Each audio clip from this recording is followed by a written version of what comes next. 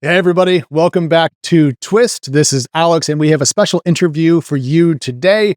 I am an enormous fan of music. You may not know it, but I grew up playing classical and jazz trumpet throughout my youth, and music has remained an absolute huge passion of mine throughout really my entire life. So when the AI revolution of the last couple of years came to the world of music, I was incredibly curious. Two companies have really caught our eye here on This Week in Startups, Udio and, of course, its competitor Suno. Today, we have David Ding, the co-founder and CEO of Udio, on the show to tell us what it's for, who's paying for it, and where AI-based music creation is going. This Week in Startups is brought to you by .tech domains. Don't miss our Jam with JCal contest. To apply and get more details, go to jamwithjcal.tech. Brought to you by .tech domains. LinkedIn ads. To redeem a $100 LinkedIn ad credit and launch your first campaign, go to linkedin.com/thisweekinstartups. And Brave. If you're building AI and search-based applications, train your models with the Brave Search API. Get started for free at brave.com/Jason. We're going to talk about AI and music. David, hi, how are you? And welcome to the show. Hi, hello. Really excited to be here. So I want to start with some background stuff because I know you were at DeepMind for a while, and Udio is a relatively young company. I think it was founded in 2023. So just give us, what was the moment in time in which you said, I have to leave where I am and go found this company because why? Yeah, sure. So yeah, as you said, Udio was founded last year, November 2023. And before that, I was a researcher at DeepMind. And throughout my entire childhood, I've always been interested in two things primarily. So one is technology, and the other is music. So as a kid, I always wanted to, build computers that can simulate the way a human brain works. Like maybe you can wire the neurons together and then try to model the brain. And then it turns out that when we went to college, like this thing was starting to pick up traction. My first year of college, I took a machine learning course so that I can participate in this field. And my other passion growing up was music. So I played classical piano and played it for at least 10 years, growing up before going to college. And I always thought that would be really, really cool if a computer technology could compose and make music. And so then fast forward to when I was working at DeepMind, generative modeling really took off. You see technologies like ChatGPT or DALL-E or Midjourney emerge that really revolutionized the way that computers can make art. And so at that point in time, I was like, what happens if we apply the same technology that I've been learning how to build and apply it to music to have a machine that can help people create music, ideate, and create songs. And so this is why we left DeepMind to create a company that produces a product to help artists and songwriters turn their ideas into reality. So I want to go back to the point about LLMs to image generation to music generation, because my day job is writing. So that's kind of what I know the best. And so to me, the idea of a large language model taking in a lot of data and then helping kind of do next word prediction, admittedly, it's more complicated than that, but I can really understand it. I kind of get how we can use LLMs to do image generation, but when we expand the work done to music, to me, I feel like I'm missing a link in how the technology actually functions. So without spilling any secret sauce, if you will, how does, the AI models that I best understand end up creating tunes? Because it just seems to be like a real stretch of what was possible, but clearly it works. Yeah, so similarly to how these large models learn how to produce images and text, our models, they learn how to produce music by listening to lots of examples of music. So you listen to music, and it tries to synthesize the common elements across music. So like a music theory, elements of music theory, like which chords follow which other chords, or how rhythm interacts with the overall structure of the song, as well as other elements. What does it mean to be country music versus rock music? Or how does a guitar string vibrate? And how does the sound of a piano echo and reverberate around the room?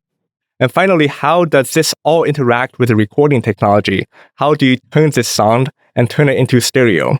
And so this model, because it's trained on the final output music, it learns how to do everything. So from like the very fundamental music theory level, all the way to how the sound is recorded by the microphone. Okay, so prepping for our chat today, I was playing around with Udio. By the way, I am now your most recent paying customer. Shout out. And I decided to throw a curveball at your software. And I said, okay, look, I wanted to do a progressive metal song that sounds a little bit like Periphery, band that I love. But I'm like, look, let's do it in 6/8 time. Now, you're a classically trained pianist. I'm a classically trained trumpet player. You and I know that when it comes to time signatures in the world of music, 6/8 is not very complicated, right? We're not doing like 11/8 or something crazy. You count in sixes and then fives. This is pretty simple. And it kind of did it, but not perfectly. And I know this technology is still improving, so I'm not trying to be negative, but is this going to a direction in which I could tell a service like Udio, like, I want to do a song first half in 6/8, second half in 7/8, and I want to do a chord change from C to C major, and then like, how specific can we get? And then is that underpinned based on a very granular understanding of how music is put together, or does the software better understand like broader chunks of it versus like down to the individual note level? Yeah, so this is definitely a direction that we do want to support, giving users and musicians more ways of controlling the model, like time signature, key, tempo, BPM, or instrumentation, or even like dynamic levels, like start quiet, start swelling, and then die down again. So this is something that we definitely want to support. Time signature is something that we do not support at the moment because in our music, when we're training our models, we did not teach it the concept of a time signature when we were annotating the data. However, key signature, the key of the song, is something that we do support. And this is something that we did not support when we launched the model, version 1, back in April. But it's something that we added in July because we recognize that users want to be able to control the key. And so then we annotated our data set to contain, this is D major, this is C sharp minor. So that now when you go to Udio and you specify a key, A minor, it will produce a song in that key. Well, A minor is now the most famous key in, I think, all of music, thanks to Mr. Kendrick Lamar. If you don't get that reference, congrats for being offline for the last 3 months of music history. Wow, this Jam with JCal contest has been a blast. So far, I've had the opportunity to meet with 4 great founders from companies like CorePod, Ulama, Uptrends AI, and the Romac, all because they all use .tech domains. And we have room for one more. Do you want to come on the pod and tell me what you're building? Well, you only need 2 things to enter. You got to be a founder with under $2 million in funding, and you got to have one of those awesome .tech domains. So head to jamwithjcal.tech and tell me what you're building. And if you win, I will invite you onto This Week in Startups, and you'll get to share your vision with me and the world. I'm working with .tech domains because killer startups use them. You know, 1x.tech, rabbit.tech, so many others. And guess what? We use it too. That's right. .tech powers our Founder Friday program. So tell me about your awesome .tech domain and startup. Apply for the Jam with JCal contest today at jamwithjcal.tech. We're picking the final winner soon. Okay, so it sounds like what I did there was I asked Udio to do something that it doesn't do quite yet, which is probably why it got a little bit funky. But you said something interesting there, which is data annotation.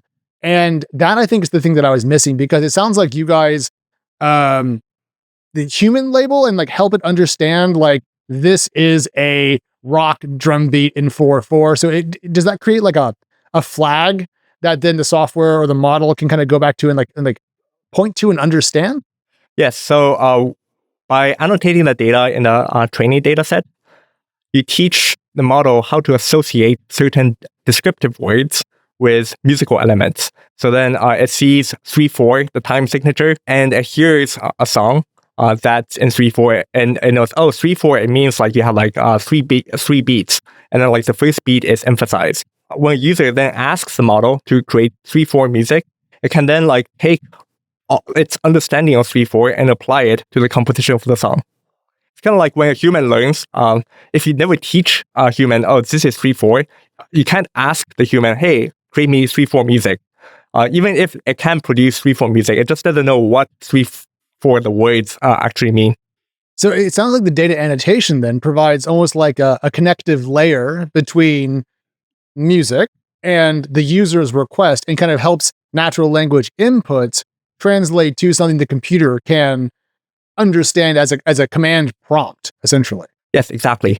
And we aim to improve our model by giving it more annotations to understand more elements of music so that the model can produce these elements upon command. Okay, so I want to go back in time though, because I've been playing with Udio since, and this is a true story, one of my friends started sending us funny songs he made for us in the group chat. And they were whimsical things like Alex doesn't want to go to work tomorrow and like stuff like that. And I was like, okay, where is this coming from? And it was from you guys. And so I got a kind of an early look at the software and I've made different songs and I've gotten to play with the new model some. But back in the beginning, David, when you were first getting like the 0.1 version of this out, one, how good or bad was it? And how easy was it to get from like proof of concept, if you will, to something you were confident that people might want to actually use? Yeah, so funny that you mentioned like the first version of our model, like the very, very baby version, when we were still debugging our overall code base and training structure. We spent a couple weeks trying to figure out why our model couldn't produce any lyrics. Like you provide lyrics, and the model just refuses to sing the lyrics, right? And then we spent a while looking at the model, like analyzing like different loss curves, and then eventually we found the reason to be quite simple. Is that like when we were feeding the data set to the model, there was some kind of bug that caused the lyrics to not appear. And so the model never saw the lyrics, and so therefore it couldn't possibly know how to turn the lyrics into a song. So essentially, he couldn't run the engine of lyrics because there were no words going in. Exactly, yeah. And so this really goes to show how the process is quite dependent. You have to like pay attention to detail, and it's all about the input data. And so we fixed the bug, and then after we fixed the bug, the model actually just kind of took off. Every week we saw improvements. The first week it probably knows like the broad genres like rock versus jazz. As model training progressed, it started learning more specific keywords like energetic, what's hard rock, what is like smooth jazz, and also the sound quality improved, starting from something that sounds like very noisy to something that's much more refined and more like what you would get from a studio.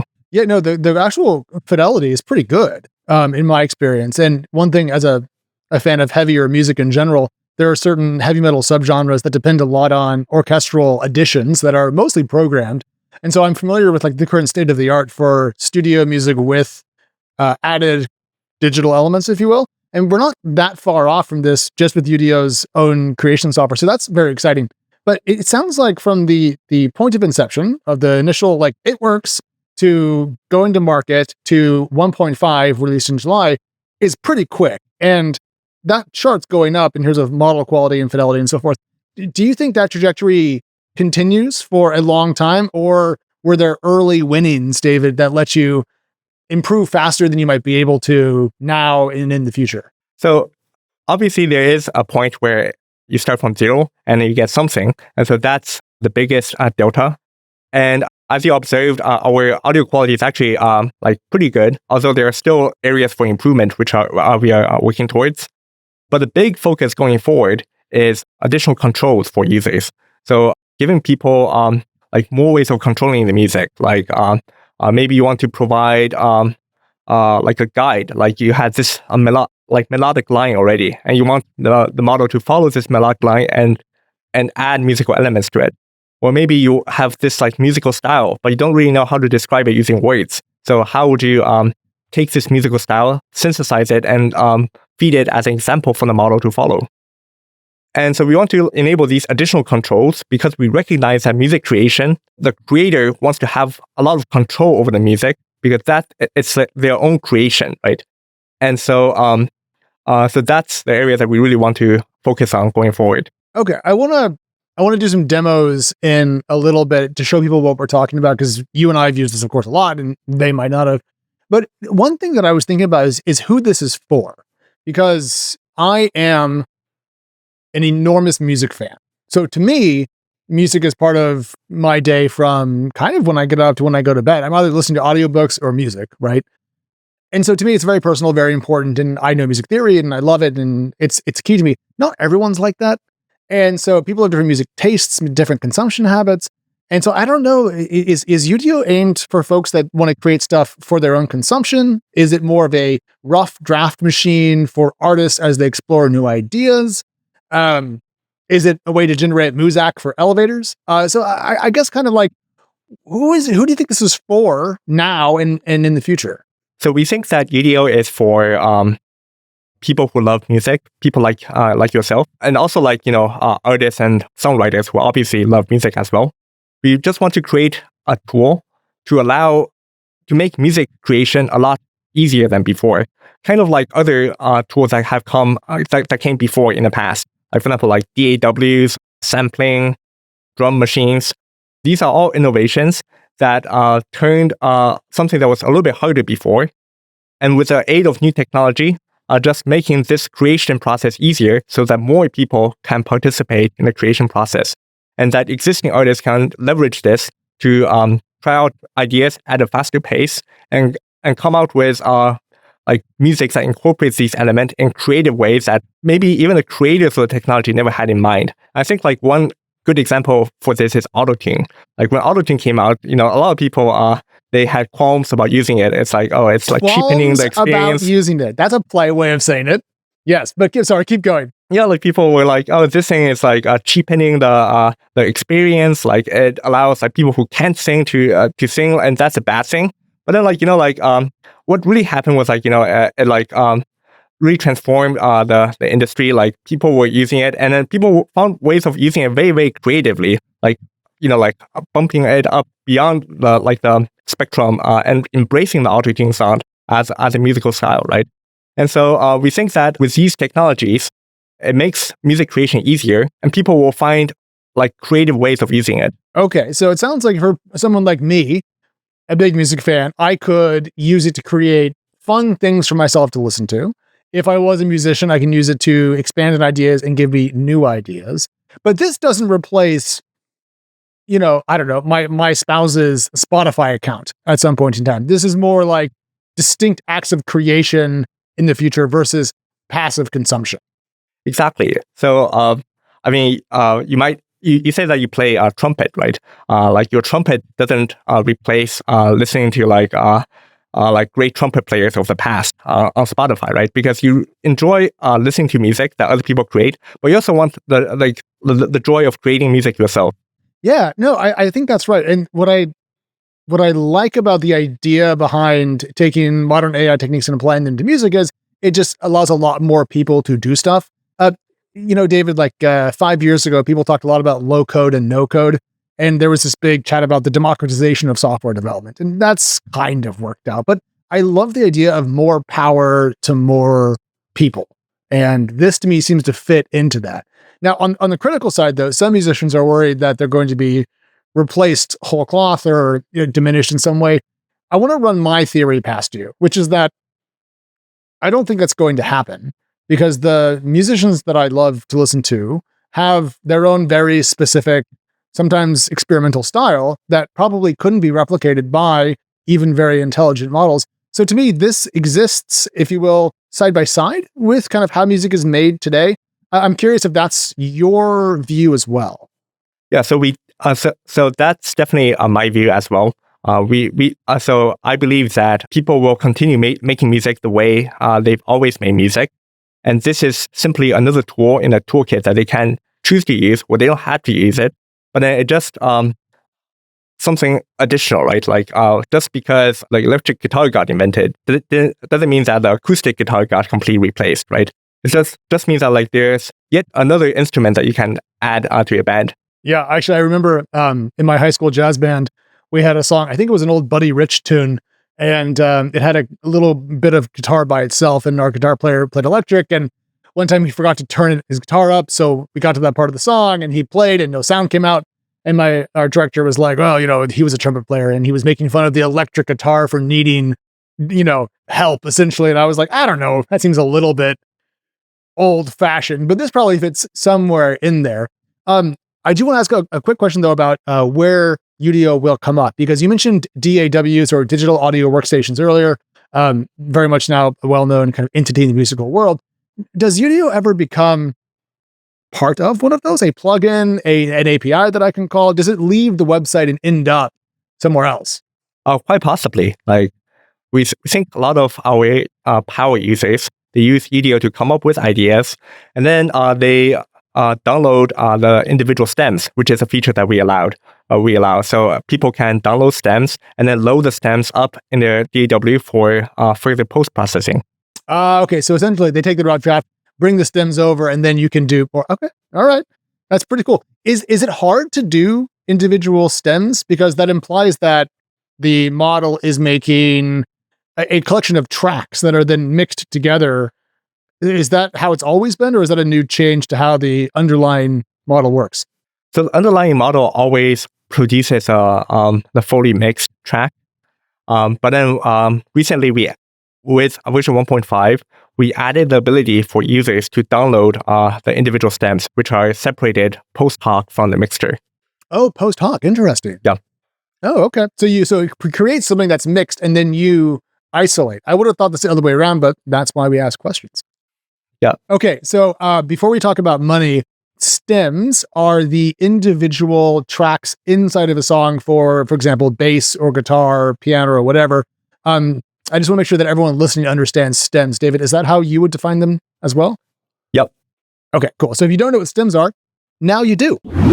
Okay, there are more than 50,000 venture-backed startups in the United States alone. This means marketing has to be perfectly targeted. You got a lot of competition out there, or you're just going to fade into the background and your money will go with it. All your ad spend will be for naught. You got to make sure you target the right prospects. So how are you going to do that, especially in a business-to-business context?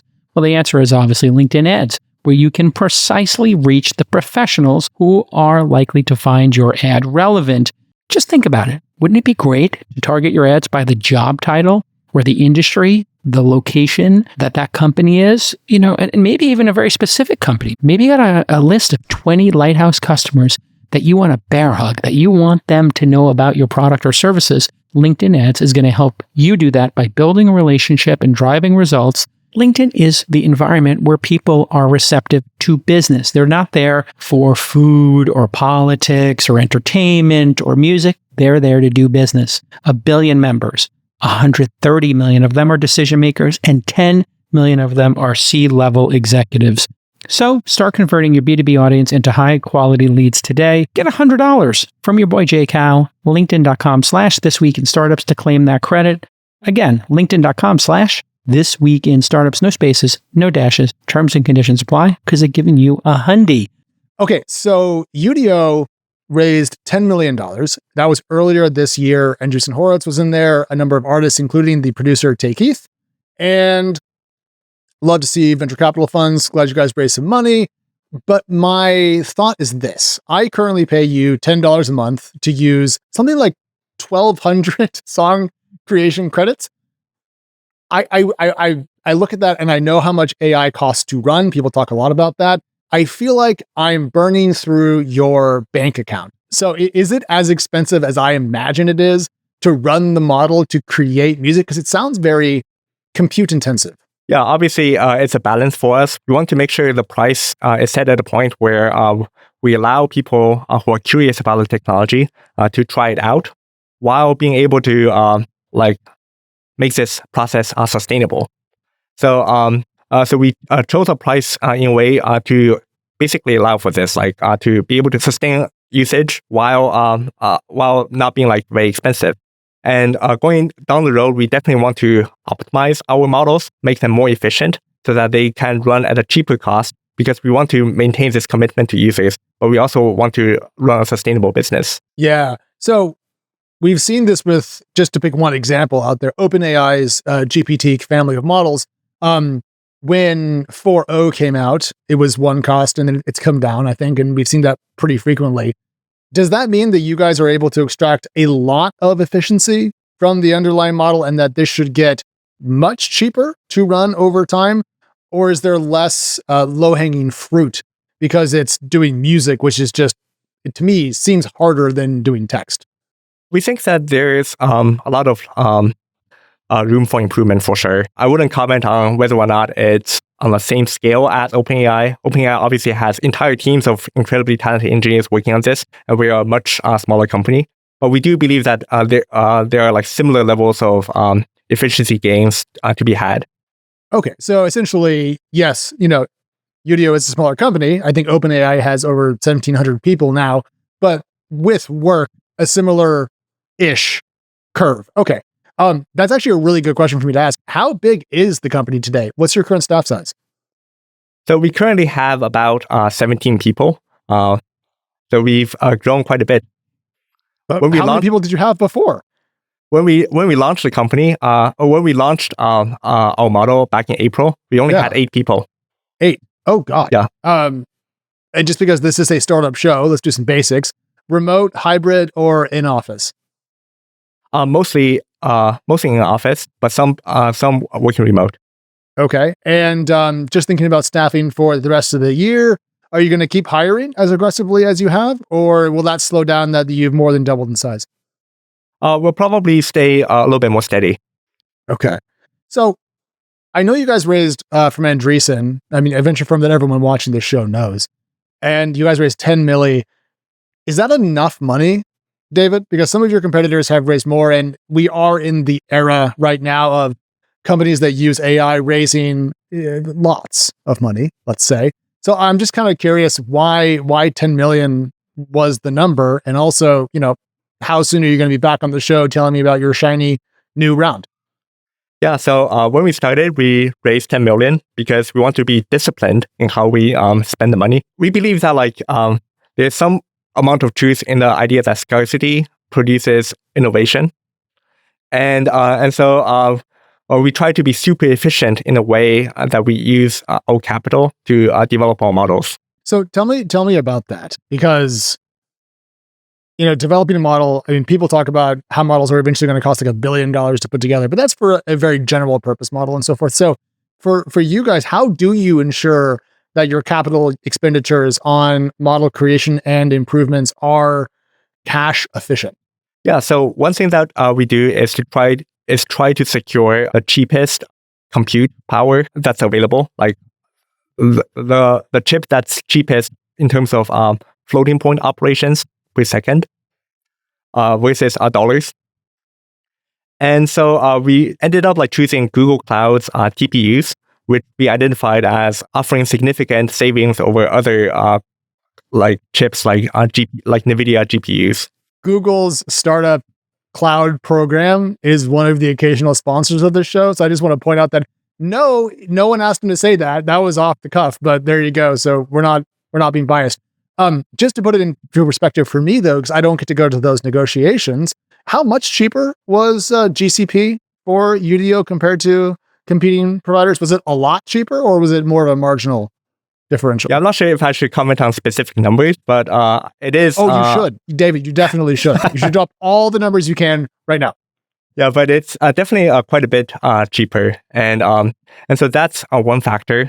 And the other factor is that we have quite a few really talented modeling research scientists among our co-founders, and because they have a lot of experience training these really big generative models, they know how to make maximal use of the available hardware, how to create really efficient programs, and how to design architectures that can train efficiently. So if you're doing that work though, because that's nitty gritty stuff. If you're doing all that already, why not buy your own H100s or equivalent and just run your own mini data center? It seems to me like if compute's going to be such a core element of what makes the digital brain that you use, why not own the neurons themselves?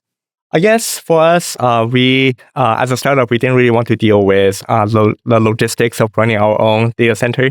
And we thought it would be simpler to go with a cloud option.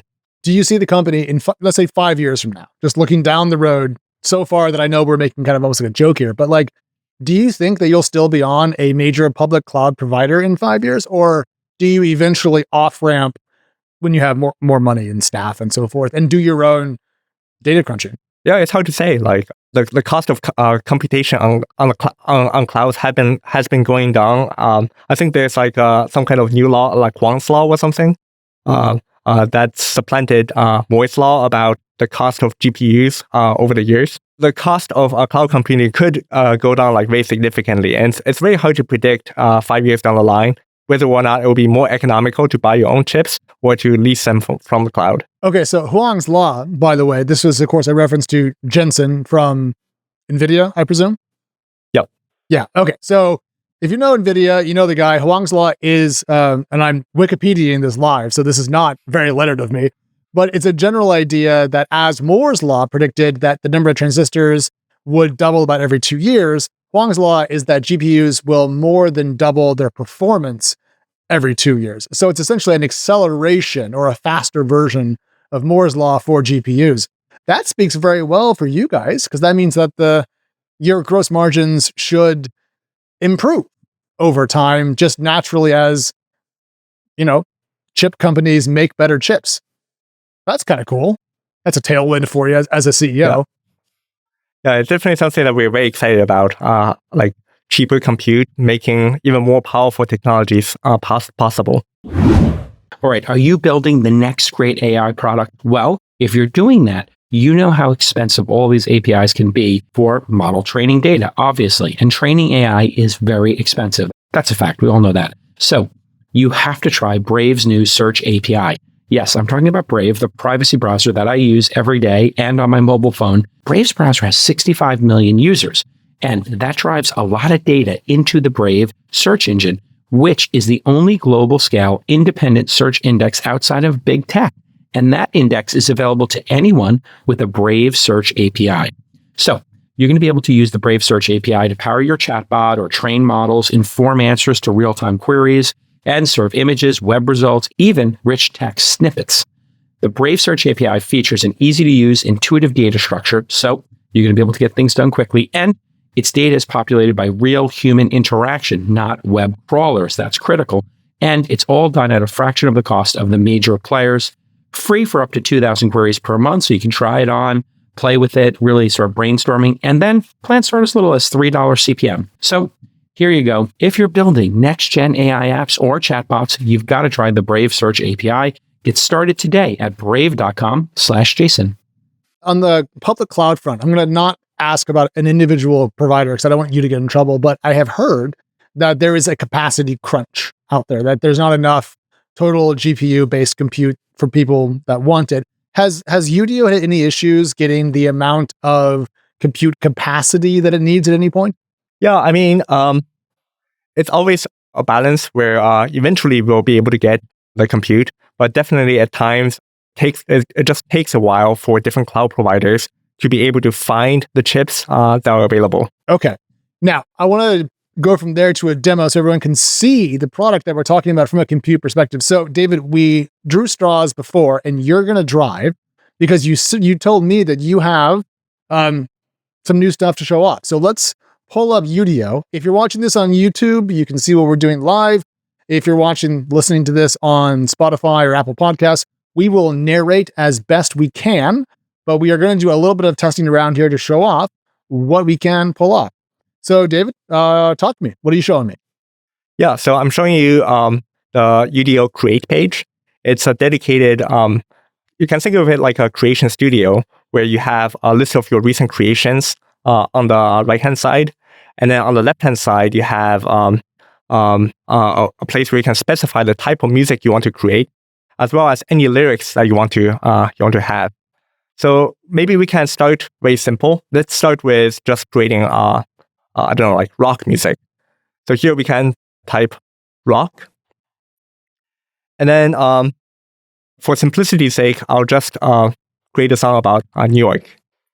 And so this is a feature that we launched just yesterday, actually, where you can write, you can ask the language model to write lyrics for you before you submit the song, and can even like tell it to give it suggestions on what to do. Like for example, let's say we want to make it a little bit shorter. Nice. Okay, so you can essentially tell it to get more verbose or less verbose. And you can do other things as well. I don't know, like make sure to mention New York. Does it keep the last prompt in mind when you give it another instruction? So is it still thinking, keep this short as you add the make sure to mention New York in the update box? Oh, yes. So like we actually have a prompt history that shows all the prompts that have accumulated so far. So we aim for this to be to improve upon our previous lyrics writing experience by giving people the aid of AI to help them come up with ideas when they might have writer's block. They don't really know what to do. For example, like me at this current moment.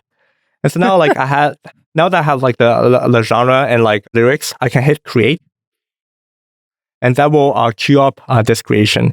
Yeah, and while that goes, I've been thinking about this because whenever I sit down to use Udio or a similar product, I tend to think in not genre terms, but in terms of bands that I love and kind of how they approach the world.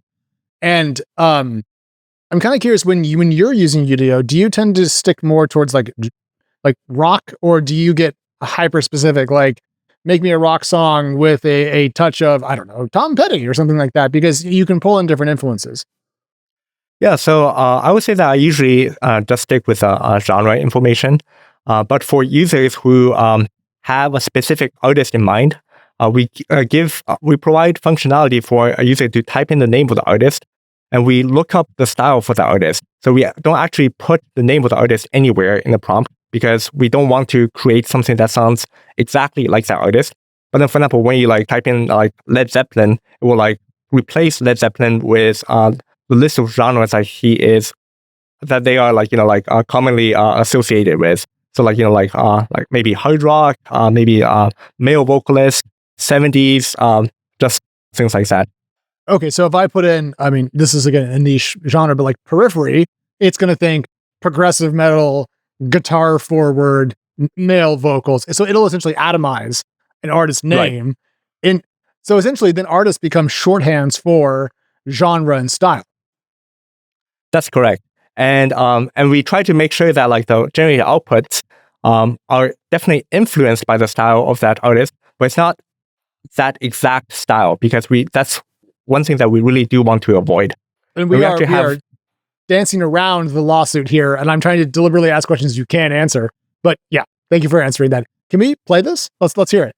Yeah, sure. So this is the first example that came out. Concrete jungle rising, lost in never played. When people rush right past me, lost in the parade. In my heart of New York, where the dreams are made.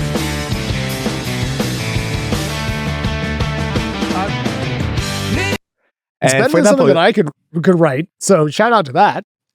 And then, for example, you can then like add additional descriptors to this. So maybe not just rock. Maybe you want to make it A minor.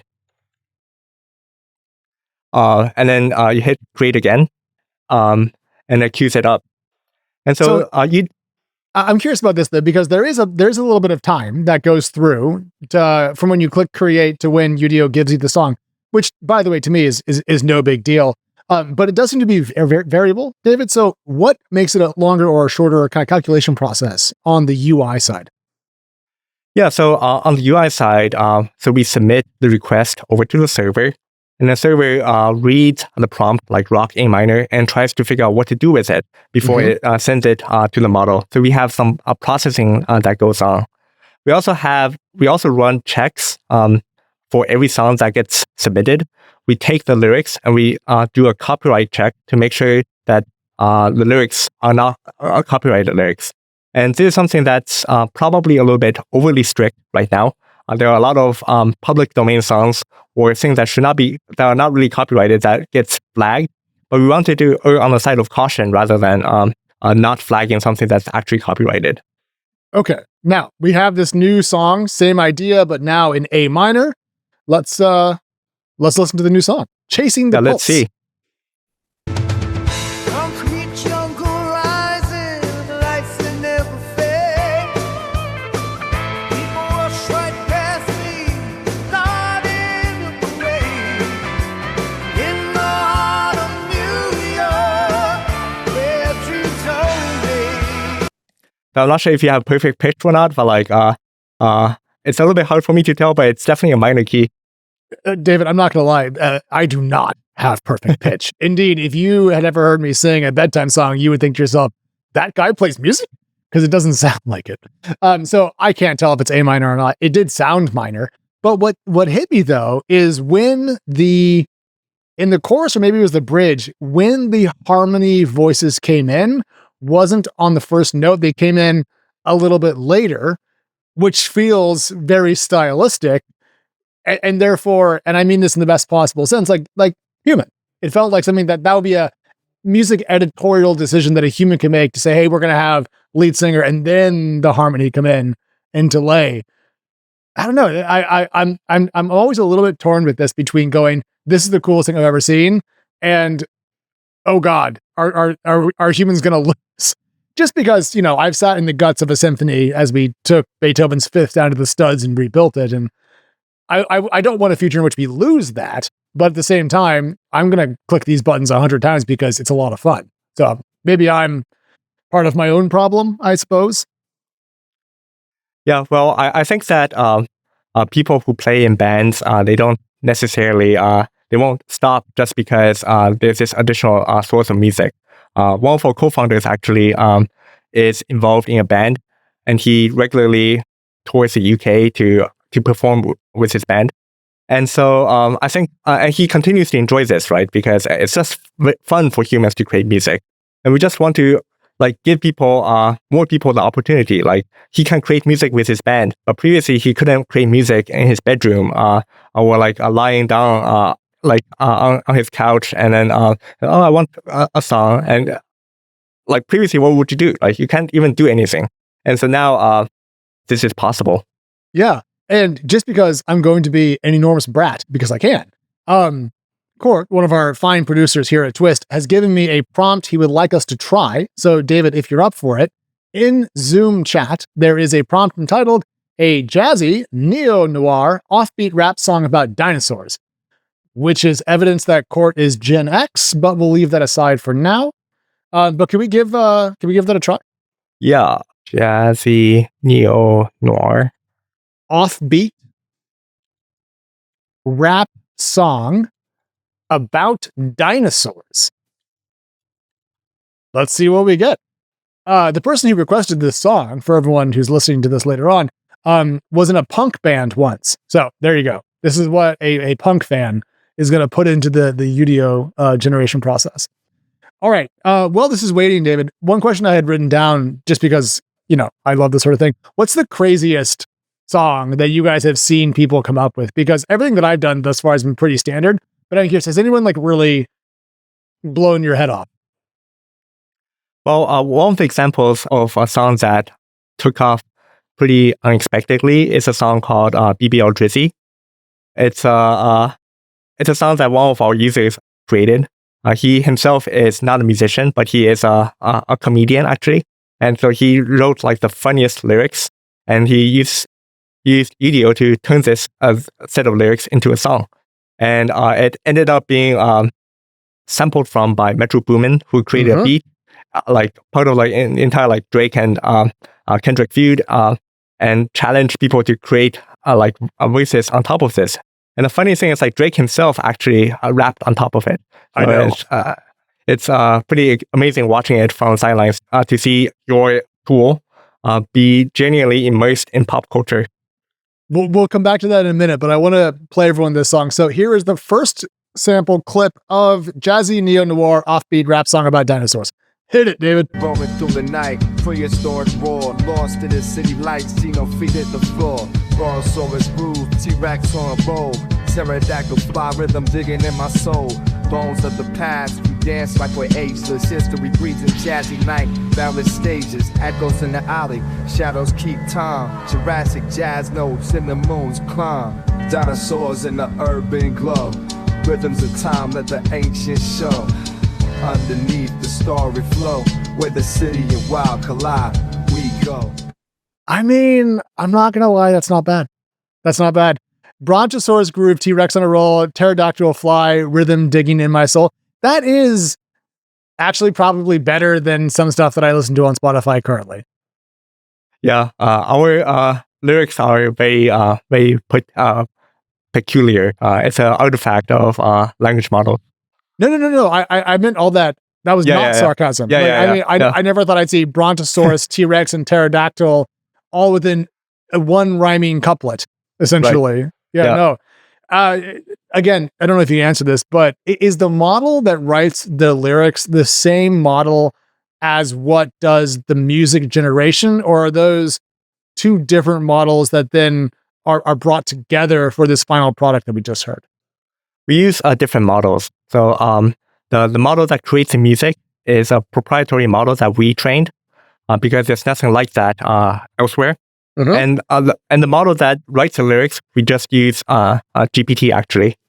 Oh, simple enough. Yeah. Well, I mean, it works pretty well. Okay, I want to talk about 1.5 a little bit, and then we'll wrap on virality. So 1.5 came out back in July.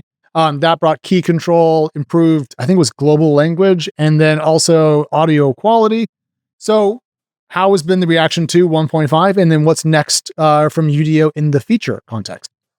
Yeah, I think people were excited by the changes, like for a better global languages. A lot of our Chinese-speaking users remarked how the model suddenly became a lot better at producing lyrics that have Chinese in them. Our key control is definitely like some feature that people have wanted for a very long time.